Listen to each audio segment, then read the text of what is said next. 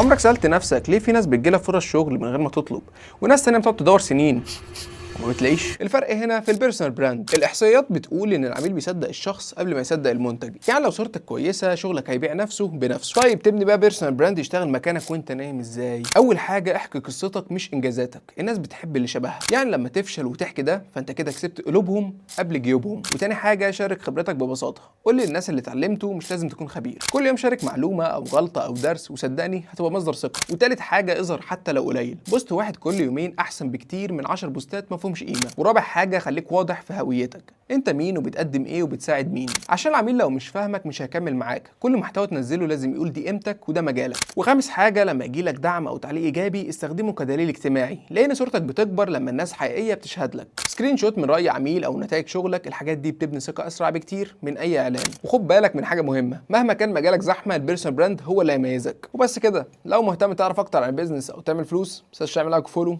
انا عمر درش وده العالم من وجهه نظري.